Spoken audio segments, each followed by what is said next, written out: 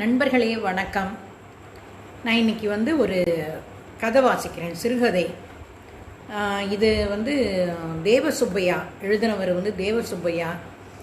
எனக்கு பிளாக் காலத்திலிருந்து அவருடைய எழுத்து அறிமுகம். அவருடைய முதல் சிறுகதை தொகுப்பு கருப்பன்கிறதுல ஒரு 7 சிறுகதையை எழுதியிருக்கிறாரு. அதில் துபாயில் உள்ள ஒரு ரிசப்ஷனிஸ்ட்டை பற்றின அவங்களோட பணியை பற்றின கதை எனக்கு அது சொல்லணும்னு தோணுச்சு. அது ரொம்ப நல்லா இருக்குது. அந்த புது களமாக இருக்குது, நமக்கு அறிமுகம் இல்லாத ஒரு புது களமாக இருக்குது. அதனால் அதை சொல்லணும்னு தோணுச்சு. அந்த கதையை வாசிக்கிறேன், கேளுங்க.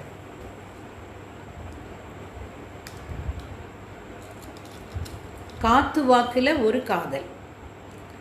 இரவு வேலை என்றால் மணி 11 விடியற்காலை 12 வரை கொஞ்சம் கவனமாய் பார்க்க வேண்டும்.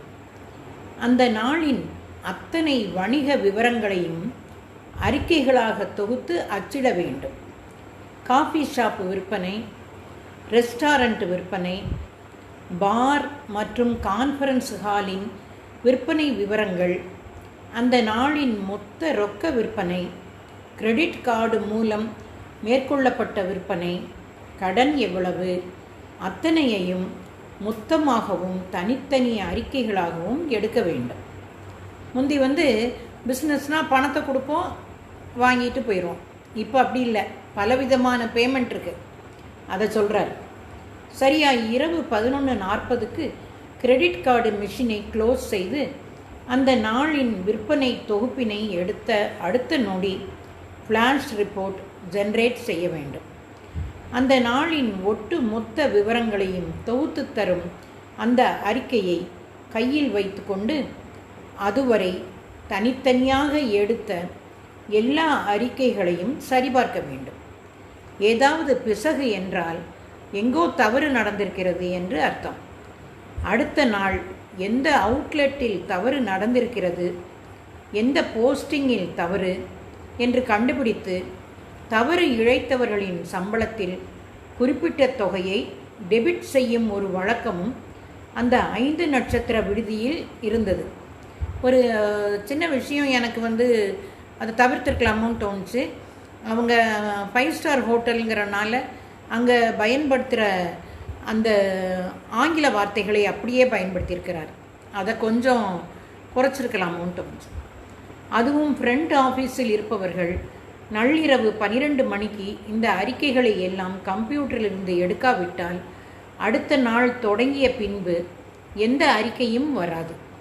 இதெல்லாம் எனக்கு இதை வாசிக்கும் போது தான் தெரிஞ்சு. நம்ம நினைக்கிறோம் நம்ம பார்க்குற வேலை தான் ரொம்ப பெரிய வேலை, அதிகமான வேலை அப்படின்னு நினைக்கிறோம். ஆனால் அடுத்தவங்களோட வேலை பற்றி அவங்க சொன்ன பிறகு தான் அந்த வேலையோட தன்மை நமக்கு தெரியுது. 12 மணிக்குள்ளே அந்த அக்கௌண்ட்டு கணக்கெல்லாம் முடிச்சிடணும், இல்லைன்னா அது போயிடும். அப்படின்னா அது எவ்வளோ ஒரு ப்ரெஷர் கொடுக்கும். பிறகு ஃப்ரண்ட் ஆஃபீஸில் இருப்பவர்களுக்கும் ஒரு தொகை டெபிட் ஆகும். இந்த மாதிரியான தர்ம சங்கடமான சூழலில் ஏதாவது புது செக்இன் வந்துவிட்டால் அவ்வளவுதான்.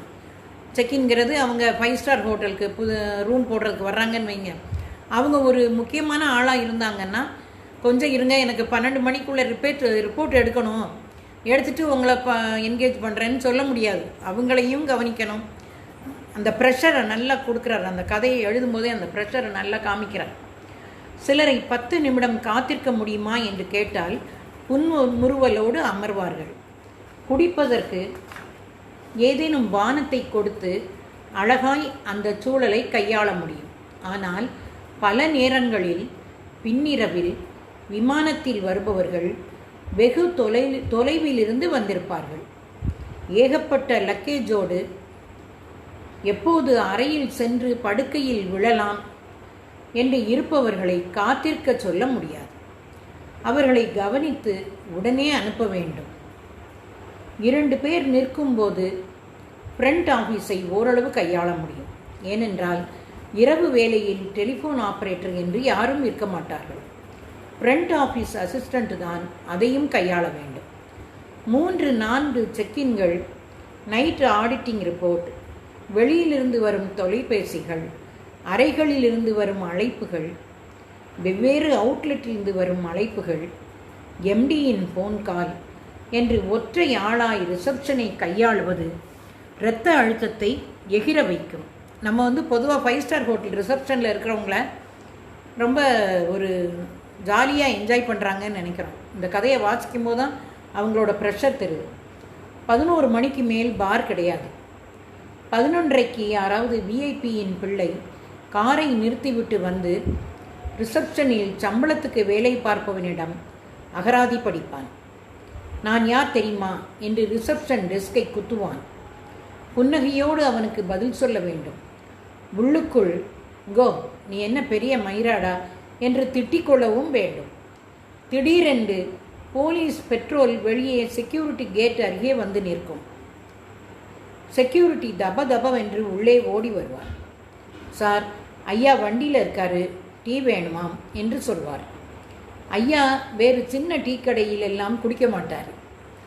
இரவு ரோந்து பணியில் இருக்கிறதால நாம தான் கொடுக்கணும் என்று எம்டி போட்டு கூறியிருப்பதால் இரவு பணியில் இருக்கும் பணியாளர்களுக்கு போட்டிருக்கும் டீயை பவ்யமாக கொண்டு போய் ஸ்டூவர்ட் ஐயாவுக்கு கொடுத்து விட்டு வருவான். இப்படிப்பட்ட நள்ளிரவு நெருக்கடியில் தீபக்கை மட்டும் தனியே விட்டுவிட்டு ஹோட்டலின் மேல் தளத்திற்கு தம்மடிக்க சென்று விடுவான் அசோக். சரியாக எல்லா அறிக்கைகளையும் எடுத்து முடித்து சரிபார்த்து கொண்டிருக்கையில் வந்து, என்ன மச்சான், எல்லாம் முடிஞ்சிருச்சா என்று சிரித்து கொண்டே கேட்டுவிட்டு கையில் கொட்டிய பான் பராக்கை அப்படியே வாயில் போட்டு கொள்வான். இப்படி எல்லா ஆஃபீஸ்லேயுமே ஆள்கள் இருப்பாங்க, வேலைக்கள்ளிகள், கள்ளங்கள். நள்ளிரவுக்கு பிறகு ஒரு 2 மணி நேரத்துக்கு ஒரு அழைப்பும் வராது. புதிய விருந்தினர் வருகையும் இருக்காது. தனது பேக்கிலிருந்து நான்சி ஃப்ரைடே என்னும் புத்தகத்தை எடுத்து சத்தமாய் படித்து காட்டுவான் அசோக். அது என்னவோ தன்னம்பிக்கையை வளர்க்கும் புத்தகம் என்று கருதியிருந்த தீபக், அசோக் அதை வாசிக்கத்தான் அது ஆங்கில சரோஜாதேவி புத்தகம் என்று புரிந்து கொண்டான். இந்த அசோக்குங்கிறவன் ரொம்ப சேட்டை பிடிச்சவனாக இருக்கிறான். வேலை முடிந்தவுடன் ஹோட்டலுக்கு நேர் எதிரே இருக்கும் சிறு உணவகத்துக்கு தம்மடிக்க செல்வார்கள். அசோக்கும்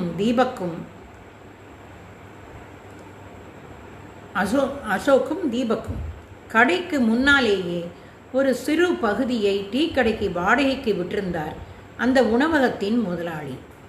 டீ, பிஸ்கட், சிகரெட் என்று படு ஜோராய் அங்கு வியாபாரம் நடந்து கொண்டிருக்கையில் கடைக்குள்ளேயே அந்த டீ கடைக்கு எதிரில் இருக்கும் கல்லாவில் முதலாளி இருக்க மாட்டார். இட்லி, பொங்கல், பூரி, தோசை வகைராக்கள் என்று வெகு கண்டிப்பாய் சைவ உணவகத்தை அந்த கடையின் முதலாளி நடத்துவதற்கு காரணம் பக்கத்தில் இருந்த டாஸ்மாக். அந்த வணிக வளாகத்தின் இடது கடைசியில் ஸ்ரீ முனியாண்டி விலாஸ் ஹோட்டல் இருந்தது. அதன் பிறகு ஒரு சலூன், சிம்லா ஸ்நாக்ஸ் என்ற இன்னொரு டீ கடையும் பெட்டிக்கடையும் மலையாளிகளின் வசம் இருந்தன. அந்த வணிக வளாகம் ஹவுசிங் போர்டுக்கு சொந்தமானது. வணிக வளாகத்துக்கு நேர் பின்னால் ஹவுசிங் போர்டு குடியிருப்புகள் இருந்தன. மேலே அலுவலகங்களும் தொழிலாளர் நலத்துறை அலுவலகங்களும் இருந்தன. நேர் எதிரில் இருந்த நட்சத்திர ஹோட்டலில் வேலை செய்பவர்களும் அந்த வளாகத்துக்கு பின்னால் குடியிருப்பவர்களும் அரசு அலுவலகங்களில் வேலை செய்பவர்களும் வளாகத்துக்கு இடதுபுறம் திரும்பி கொஞ்சம் நடந்தால் நந்தனம் சிக்னலுக்கு எதிரே இருந்த டெலிஃபோன் எக்ஸ்சேஞ்சிலும் அருகில் இருக்கும் கல்லூரியில் இருந்தும் உணவருந்த வேண்டுமானால் எல்லோரும் அந்த வளாகத்துக்குத்தான் வர வேண்டும். அதனால் வியாபாரத்துக்கு ஒரு குறையும் இல்லாமல் எல்லா கடைகளுமே நன்றாக ஓடிக்கொண்டிருந்தாலும் டாஸ்மாகில் குடித்துவிட்டு பக்கத்தில் இருக்கும் சைவ ஓட்டலில் போய் சிக்கன் 65 கேட்பவர்களாலும் மட்டன் சுக்காவும் நல்லியும் கேட்பவர்களாலுமே அவ்வப்போது சண்டைகள் வெடித்தன. இது குடிப்பவங்களுக்கே உள்ள குறும்பு. அந்த நேரம் என்ன செய்கிறோன்னே தெரியாமல் எதையாவது வம்பு இழுக்கிறது. அந்த சண்டையை போட்டு முடித்தா தான் அந்த குடித்தது சுபமாக முடிவடையும்னு நினைக்கிறேன். எனக்கு குடிக்கிறதுங்கிறது கொஞ்சமுமே பிடிக்காத ஒரு விஷயம். ஜி அதற்கெல்லாம் அசரமாட்டார். ஜீவானந்தம் என்னும் அவரது பெயரை சுருக்கி ஜி என்று கூப்பிடுவதைத்தான் அவரும் விரும்புவார். 30 வயதான ஜி வீட்டிற்கு ஒரே பிள்ளை. அப்பா வைத்து கொடுத்த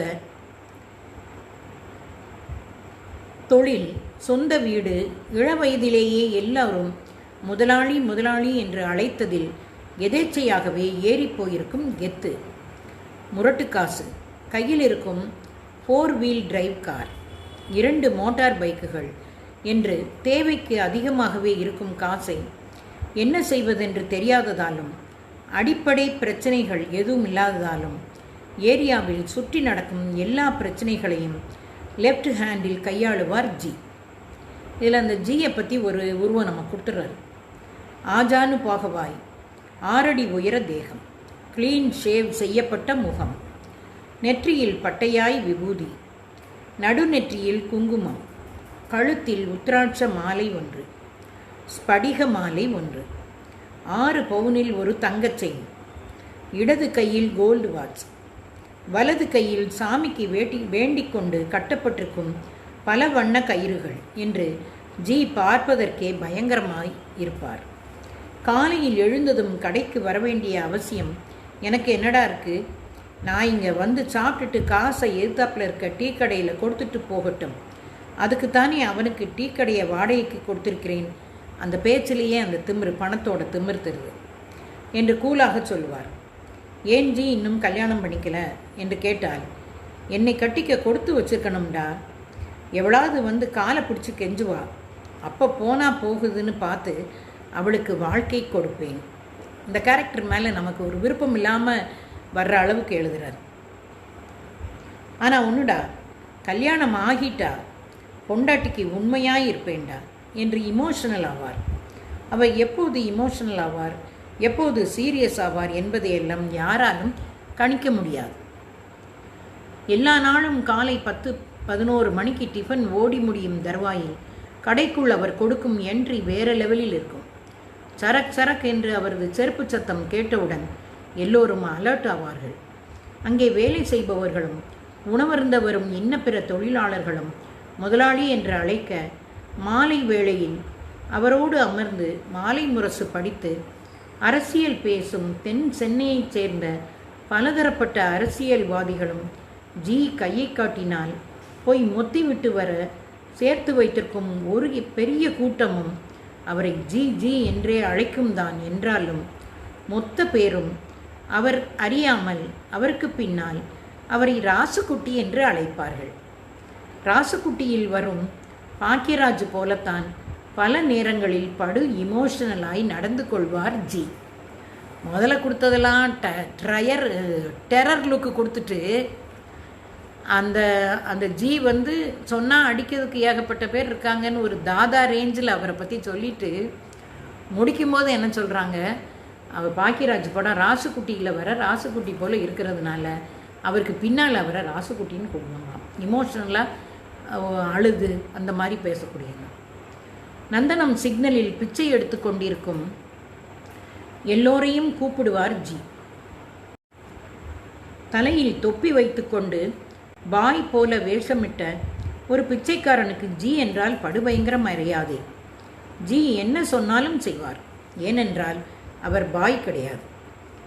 டேய் மோகன், இங்கே வாடா, பசங்க எல்லாம் பிஸியாக இருக்காங்க, போய் இலையை கொட்டிட்டு வா என்றால் ஓடுவார் பாய்.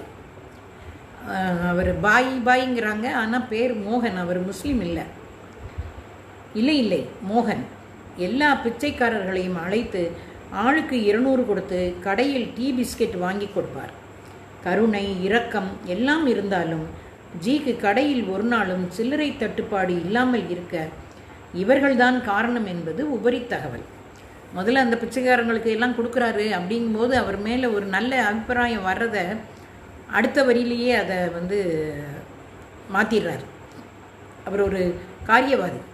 அவன் கடைக்கு வேண்டிய சில்லறையை வாங்குறதுக்காக வேண்டி அந்த பிச்சை எடுக்கிறவங்கள்ட்ட இருந்து கலெக்ஷன் பண்ணுறதுக்கு கருணையாக இருக்கிற மாதிரி இருக்கார்.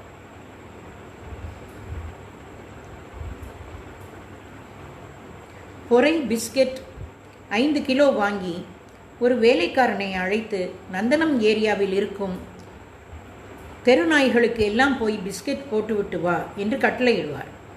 இப்படியே வெளியே சென்ற வேலைக்காரர்கள் பலர் நடேசன் பார்க் எதிரில் இருந்த மிலன் ஹோட்டலிலும் பெரியார் மாளிகை அருகே இருந்த ஜெகதா ஹோட்டலிலும் நல்ல சம்பளத்துக்கு ஓடி விடுவார்கள். அவர்களை துரோகி என்ற சொல்லோடு கடந்து விடுவார். இப்படி காக்கை குருவிகளுக்கும் நாய்களுக்கும் உணவளிப்பவர் யாராவது நிஜமாகவே பசி என்று வந்து ஒரு வேளை சாப்பாடு கேட்டால் கொடுக்க மாட்டார். உழைச்சி சாப்பிடுடா என்று விதண்டாவாதம் பண்ணுவார். கொஞ்சம் காம்ப்ளிகேட்டடான கேரக்டர். மாலை 3 மணிக்கு மீன்பாடி வண்டி நேரே ரெங்கநாதன் தெருவிற்கு வந்துவிடும். ஒவ்வொரு நாள் மாலையும் நேரே பைக்கில் ரெங்கநாதன் தெருவுக்கு செல்லும் காய்கறிகளை பேரம் பேசி வாங்கி அந்த மீன்பாடி வண்டியில் போட்டு கொண்டு வருவார். இது ஒன்றுதான் கடைக்காக அவர் செய்யும் வேலை. மற்ற நேரங்களில் கட்ட பஞ்சாயத்து செய்வதுதான் அவரது தொழில். வார இறுதியில் நண்பர்களோடு சேர்ந்து ஒரே ஒரு பீர் குடிப்பார். சினிமாவுக்கு போவார். சிகரெட்டை ஊதி தள்ளுவார். தான் என்றாலும் பெண்கள் விஷயத்தில் அவர் ஒரு எம்ஜிஆர். நியாயம், நேர்மை, எமோஷனல், கர்வம், அடிதடி, அரசியல், அதிகாரம் என்று ஜியின் காம்போ பார்ப்பதற்கு படு ஜாலியாக இருக்கும். அதான் நானும் நினச்சேன். ரொம்ப காம்ப்ளிகேட்டடான கேரக்டர். அசோக்கை முதலில் பார்த்த அன்று, டேய் வடக்கன்களா, நீங்கள் வந்து இங்கே பொழைச்சா நாங்கள்லாம் எங்கடா போகிறது என்று கலாய்த்து தோளில் கை போட்ட ஜி பிறகு அவனோடு சேர்ந்து பான்பராக் போடுவது, தம் அடிப்பது என்று அவனை தம்பியாக்கி கொண்டார். தீபக்கும் அசோக்கும் எனது 2 கண்கள் என்று சொல்லும் அளவிற்கு அவர்கள் நெருக்கமானார்கள். நூலகத்தில் அல்லது படிக்கும் இடத்தில் அல்லது வேறு ஏதேனும் ஒரு வேலை நிமித்தம் ஏற்படும் உறவுகளும் நட்புகளும் டயரை கொளுத்தியது போல பற்றிக்கொள்ள வெகுகாலம் பிடிக்கும். ஆனால் தண்ணி, தம், பாக்கு என்று ஏற்படும் நட்புகள் கற்பூரத்தை கொளுத்தியது போல சரக்கென்று பற்றி கொள்கின்றன. பற்றிய வேகத்தில் அணைந்தும் போய்விடுகின்றன. சரியாக சொல்லியிருக்கார். நானே நினச்சிருக்கேன், அது என்ன இந்த ஆண்கள் மட்டும் கெட்ட பழக்க வழக்கங்களுக்கு ஈஸியாக தெரியாதவங்க கூட நட்பாயிடுறாங்க அப்படின்னு நினச்சிருக்கேன். அது ஒரு மேலாட்டமான நட்பு. உற்சாகமாய் எப்போதும் இருந்த அசோக் சிறு சிறு தவறுகளை வேலையில் செய்ய ஆரம்பித்தான். தீபக் பகல் ஷிஃப்டிற்கு மாற அசோக் தொடர்ந்து இரவு வேலையிலேயே இருந்ததால் தீபக்கும் அவனும் சந்திக்கும் நேரம் குறைந்திருந்தது. செகண்ட் ஷிஃப்டிற்கு வந்த தீபக்கை முன் அலுவலக மேலாளர் நேற்று மாலை 306 கெஸ்ட்டு ஏர் டிக்கெட் ரீகன்ஃபார்ம் பண்ணித்தர கேட்டிருந்தாரா என்று அதட்டலாய் கேட்க தீபக் திருதிருவென்று விழித்தான். கேட்ட கேள்விக்கு பதில் சொல்லுங்க என்று சத்தம் போட்டு சுய நினைவு என்ற சத்தம் கேட்டு சுய நினைவுக்கு வந்தவன், நோ சார், என்கிட்ட ஏதும் சொல்லலை என்றான் அமைதியாக. நீயும் வித்யாவும் தானே ஷிஃப்டில் இருந்தீங்க என்றவுடன் வித்யாவுடன் அப்போதுதான் பழக ஆரம்பித்திருந்த தீபக் நெருக்கமாய் பேசியதை ஏதும் கேட்டுவிட்டாரோ என்ற பயத்தில் கொஞ்சம் வியர்த்தான். ஆமாம் சார், நாங்கள் தான் இருந்தோம். பட் அசோக் சீக்கிரமே வந்ததால் 2 பேரும் 8 மணிக்கு டின்னர் போயிட்டோம் என்று தயங்கி சொன்னான். அசோக்கு கூட யார் நைட் ஷிஃப்டில் இருந்தார்? ராம் இருந்தான் சார். பட் 9க்கு நாங்கள் டியூட்டி ரிலீவ் ஆகிற வரை அவன் வரல என்றான் தீபக். அந்த ராம் வந்து அதுக்கப்புறம் தான் இவங்க போயிருக்கணும். அதுதான் ப்ரொசீஜர். ஒருத்தர் ரிலீவர் வந்த பிறகு தான் இவங்க போகணும். இவங்க வந்து அவன் வந்துடுவாங்கிறதுல ஒருத்தன்ட்ட மட்டும் விட்டுட்டு போயிடுறாங்க. வித்யாவும் அவனும் அந்த செய்தியை 306 கெஸ்டிடம் இருந்து பெற்றுக்கொள்ளவில்லை என்பது உறுதியானவுடன் யுமே கோ என்றார் மேலாளர். அசோக் வந்தவுடன் பேசுவதற்கு நேரமில்லாமல் லாக் புக்கில் எழுதியவற்றை எடுத்துச் சொல்லிவிட்டு அவசரமாக கிளம்பிவிட்டான் தீபக். அவனுக்கு வித்யாவை பஸ் ஸ்டாண்டில் ட்ராப் பண்ண வேண்டிய அவசரம் இருந்தது. அப்போதுதான் பேச ஆரம்பித்திருந்த வித்யாவும் தீபக்கும் அதை நட்பாய்த்தான் கருதினர். ஆனாலும் அது நட்பாகவே தொடரும் என்பதற்கு எந்த உத்தரவாதமும் இல்லை. முதல்ல ஒரு சின்ன அறிமுகம், ஒரு நட்பு, 4ஆம் வட்டத்தில் அந்த நட்பு பிடித்து போயிட்டுனா அது காதலாக மாறுது. அறை எண் 306 தங்கியிருந்த கெஸ்ட்டு வந்த வேலை முடியாததால் இன்னும் 2 நாட்கள் இருப்பேன் என்று கூறி டிக்கெட்டை மாற்றி போடும்படி அசோக்கிடம் தகவல் தெரிவித்திருந்தார். டிக்கெட் தேதியை மாற்றாததால் அடுத்த நாள் காலையில் அவர் மும்பை செல்ல வேண்டிய டிக்கெட் நோ ஷோ ஆகிவிட்டது. அந்த பயணச்சீட்டு விதிகளின்படி புதிய விமானச் சீட்டை எடுக்க வேண்டியது ஆகிவிட்டது. அசோக்கின் அஜாக்கிரதையினால் ஏற்பட்டிருந்த இந்த சூழலை சமாளிக்க ஹோட்டல் நிர்வாகம் புது பயணச் சீட்டை நிர்வாகத்தின் செலவில் எடுத்து கொடுத்ததோடு அந்த தொகையை அசோக்கின் சம்பளத்தில் மாதம் பிடிக்கவும் கட்டளையிட்டது. அசோக்கிற்கு எச்சரிக்கை கடிதம் கொடுத்த கையோடு மேற்கொண்டு இதுபோல் நடந்தால் வேலையை விட்டே தூக்குவோம் என்று நிர்வாகம் எச்சரித்தும் இருந்தது. எவ்வளோ ரெஸ்பான்சிபிலிட்டி உள்ள வேலை பார்த்தீங்களா? ஒருத்தர் செய்கிற தப்பு அவங்கள மட்டும் பாதித்தா பரவாயில்ல. இந்த மாதிரி சில இடங்களில் உள்ள வேலை எப்படி இருக்கும்னா, ஒருவர் செய்கிற தப்பு பலரை பாதிக்கும். அப்போ தான் நம்ம கூடுதல் கவனத்தோடு வேலை செய்ய வேண்டியிருக்கும்.